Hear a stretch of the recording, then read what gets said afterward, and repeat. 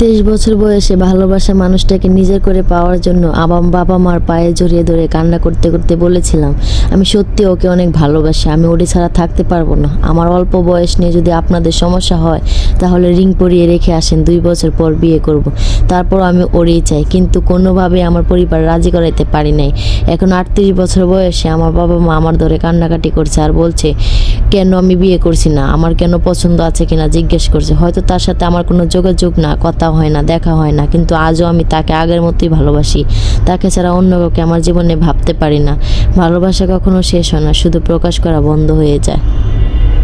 দিন শেষে আমারও কিছু না বলা কথা রয়ে যায়, যা আমি কাউকে বলতে পারি না। কিছু একান্ত দুঃখ রয়ে যায়, যা নির্ঘুম রাতে দীর্ঘশ্বাসের সাথে ভাগ করে নিতে হয়। মানুষ একা থাকতে ভয় পায় না, মানুষ ভয় পায় প্রচুর ভালোবাসা পাওয়ার পর হঠাৎ একা হয়ে যাওয়া। মানুষ কখনোই পাহাড়ে হোঁচটকায় না, হোঁচটকায় ছোট ছোট নুড়ি পাথরে, হোঁচটকায় ছড়িয়ে ছিটিয়ে থাকা ইট পাথরের টুকরোতে। পাহাড়ের মতো বিশাল কিছু সামনে আমরা সতর্ক থাকি, প্রস্তুত থাকি, কিন্তু সেই সামান্য অবরুদ্ধ কিছুর জন্যই পড়ে যাই। জীবনের মতোই সম্পর্ক পথ এমনই একটি সম্পর্ক, সেটা প্রেম, বন্ধুত্ব, দাম্পত্য কিংবা পারিবারিক, কখনোই বড় কোনো ইস্যুতে হঠাৎ ভেঙে পড়ে না। সম্পর্ক ভাঙে ছোট ছোট ভুল বোঝাবুঝি, অবহেলা, না বলা কথার ভিতরে জমে থাকা কষ্ট, কিংবা সময় মতো একটুখানি মনোযোগ না দেওয়ার কারণে।